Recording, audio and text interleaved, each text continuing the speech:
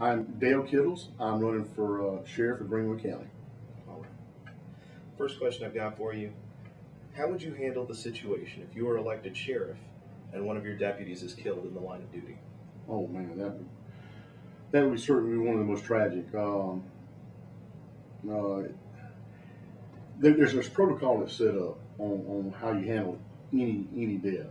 Um, and being someone like myself that has experiences in working homicides, okay, and there's several factors you have to look at when you're dealing with that. Let's talk about, first of all, how you handle the scene, okay? You secure that scene. Is it a whodunit? Is it an ongoing situation? Wherever the case is going right there, you have to maintain crime scene integrity. Just like with any other crime, a homicide itself is very unique within itself. And when I say that, because there's certain types of evidence in certain ways it has to be recovered. But in dealing with the crime scene itself, it's handled, protocols handled, procedures handled in certain way, in certain fashion, that you really have to have experience in being able to do that. Talk about on the personal side in dealing with the death of an employee, the death of the deputy. That would be without a doubt one of the most difficult things to do. Obviously, we would need to contact the family. That would be something that I would do personally.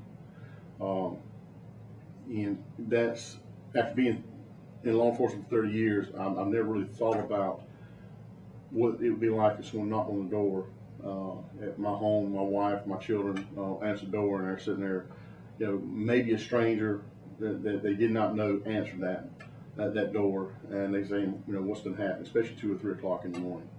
So that's one of the things that I want to change, is have a more personal relationship with not just a employee, but their families. And I think that's something that's lacking in the sheriff's office. I feel like the mentality is they have a job, they get a paycheck, what else do you owe them?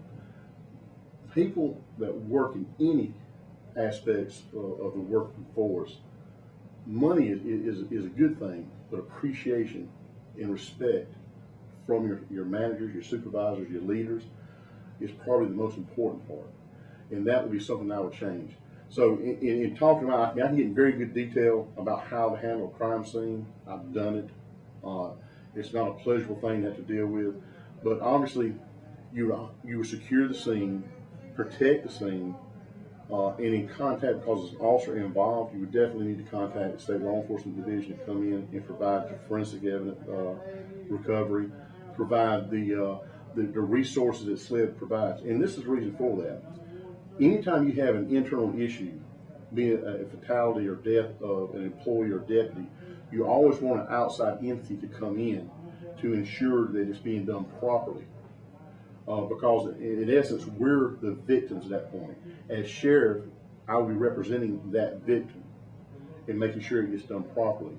Anytime that we go in and we start contaminating, it has the illusion that we are perhaps trying to cover something up, or we're trying to do something that's very improper. So you secure the scene, you contact State Law Enforcement Division, come in, you turn that scene over to them. And again, on the back side of it, and probably one of the most important part, most difficult part, is contacting the family. Next question I've got. What do you see as the most important role for the sheriff? Leadership. Leadership in the community, which I think is paramount, as far as the community looks at the sheriff as guidance. Majority of the individuals that meet law enforcement is not under good situation. And I don't want to minimize a crime, but it could be as simple as someone stealing a flower pot off the front porch, or as tragic as a death. And individuals look at the sheriff as a leader, a person that is calm, cool, collected, that's in control, that has an understanding of how to accomplish the mission at hand for the sheriff. So leadership and guidance for inside the sheriff's office, providing that proper guidance, that proper management, and that proper leadership, to where we set these goals that the public expects, and you ensure it's that those goals are achieved in a professional manner. And you hold those that do not maintain that standard accountable. Just like the sheriff, the public would hold him accountable, and rightfully so. When you work for the sheriff's office, you basically may have 1, 2, maybe 3 managers. As sheriff in Greenwood, you have about 70,000 managers. You owe them so much, and that job is not light. There's a lot that's on your shoulders, and it should not be taken lightly. This is a job that you have to prepare for. It's not a job you can simply walk in and say, I'm going to do this job. You have to prepare for this job, and that comes with years of experience, years of exposure to that experience. Not just simply, I went to a class and I took this. Hands-on experience is invaluable. And to make it understood of what the sheriff's main responsibility for providing that leadership, holding employees accountable, holding himself accountable, and if the sheriff is the voice of the people, and regardless of who commits the crime, he should be that person that is an advocate, that has a relationship with other agencies, a very good relationship with other agencies. We're not just talking about the city of Greenwood, we're talking about Ware Shoals in '96, Lander University Police Department, Piedmont Technical College, police agency there. He has to be an advocate to where he could bring all these resources in and for the common good of protecting the community. And again, if he finds that there's something that's not done properly, he's that voice, that advocate to make sure that the citizens who are the victims, that these things are properly adjudicated, properly investigated, and again, properly adjudicated. So the sheriff's office is not something you can simply walk in and say, this is what I want to be one day. Is it scary to think about it? Absolutely. But you have to have confidence in not just your abilities, but your ability to lead and put the right people in the right position, hold them accountable like you would hold yourself accountable, like the citizens hold the sheriff accountable. Absolutely. And in a similar vein, what do you see as the most important role for the sheriff's office? Again, being the leaders in the community. We have to be more accessible. My goal for the sheriff's office is being a community-oriented agency. I have a plan in place where we can put more officers on the street without increasing the current status of employees. And I mean by that, the number of employees is hired. There's so many areas of the sheriff's office that needs immediate attention. Our detention office, that section there, those individuals, I feel like they are not given a career plan. I spoke with Toby Chapel, told him that was going to be one of the first things I want to do, is sit there and set up a career plan for these individuals. 90 to 95% of the uniformed officers on the road today encounter great people. It declines thereafter, okay? And what I mean by that, everybody we meet on a daily basis are super nice people, good citizens. And it gets down to that 1% that's really bad, or 0.5% extremely bad. Look at our detention officers. 90 to 95% of the people they're having to deal with are bad people, and it degrades thereafter. That's bad. I mean, and I feel like that we don't provide them, and I say them, the employees of the detention center, with a career plan. Our hub, that is the workhorse of first responders, our dispatch. I feel like that they don't have adequate leadership there. There's no way you could run that office across the road, listen to the radio. You got to be on the pulse of that organization. And again, I have a plan in place. It's going to focus on career plans for those two officers. And again, we're going to focus on developing a north-south division by design, by creation, because they're in those areas on a constant basis. They get to know the community a little bit better, a whole lot better. I'm going to be that supervisor, that leader, that sheriff that's going to lead by example. I will have a marked patrol unit going in those communities, and by example, I can't get every house in Greenwood County, but I can get every community in Greenwood County. They will know their sheriff's out here patrol just like everyone else is. Find out what we're doing right, what we're doing wrong, what we can do better. Be accessible. My office will always be open to anybody, but most importantly, I will come to you. I'll sit at your front porch. I will go to your church events.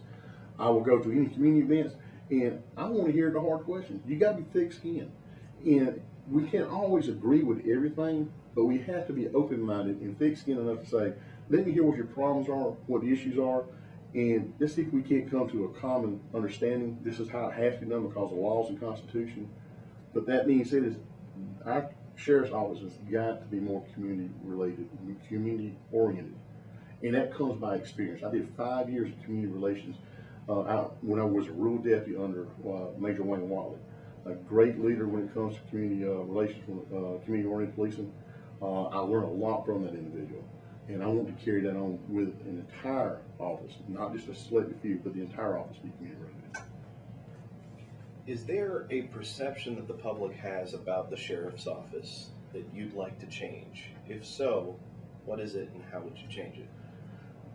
From what I'm hearing through the campaign, and it really hurts because this has been my profession for 30 years, is that the sheriff's office can't be trusted, that we're not handling funds properly, we're not providing proper oversight. There's certain individuals that get specialized treatment inside the sheriff's office, and that being said, there's certain people outside the sheriff's office who get special treatment. Everyone should be treated the same, regardless of your economy status, or your race, religion, whatever the case may be. And that's going to be part of my goal, is to make sure that we have a more diversified agency that represents the population, the community, and we have an understanding and training and leadership that shows we're going to treat everybody fairly. It is the deputy's responsibility in responding to daily calls to try to be problem solvers. Not everybody needs to go to jail, but that being said, if arrest has to be made, we have to do our job.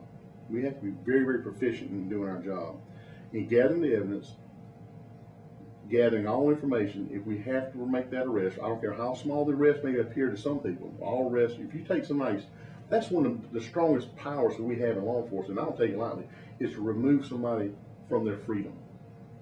Okay, that's an awesome responsibility, and you can't take that lightly. It's prepare that case for court.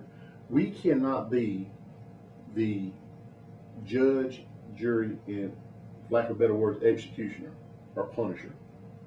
It is our job to gather the facts, present it before the court, and if we're right, either a judge or jury determines whether or not we're right, and a judge decides whether or not what their punishment is. We can't hold that personal. When I first started my law enforcement career back in '86, I thought I was going to save the world. I was 21 years old. I was the youngest officer on the beat, and I'm going to make my community as safe as I can be. I did not have a clear understanding until these older guys started teaching me and said, no, listen, everything you do either has a positive or a negative impact on that individual, if not the community. Do not take the powers in which you're sworn to uphold lightly. And that's what I want to push on to the deputies that we currently have. We have some great deputies. I just think we have poor leadership. And last question here. If you're elected, what will the sheriff's office look like in 4 years? I would say in 4 years, we will have better training, to better prepare our deputies for the most worst case scenario. I want our office to represent the population which it protects. That comes through aggressive recruitment. I want our office to be more friendly, not just outside with the community, but inside with the employees, to where every time that the sheriff walks down the hall, they're not afraid that they're going to get some snide remark, that they have somebody there that they don't mind put an arm around and say, hey, it's going to be okay, or you did a great job today. And I feel like that type of leadership creates an atmosphere that goes out into the community. If an individual's proud of what they do and they have a leader that's showing this is how we do it, I'm proud of what you're doing, it's going to radiate into the community where people will say, that office has changed. We can't change the building, but we can certainly change the atmosphere in which houses those deputies and which go out and enforce the laws. I would say again that my goal of having North and South Division, I think that up in the Hodges area is such a long ways, and grant you North-South Division, we need more than that, but I can't ask the citizens to come up with more money. But I plan on putting a North Division house out of Hodges, the old police department up there. I'm hoping when I get in office, we can work this out with Hodges, that'll put a team up there and they stay up there. It's not there's a magic line they can't cross. You still got county to help out and assist and all that stuff, but I want you to focus in your areas of responsibility to learn the people in which pay your salary to protect them.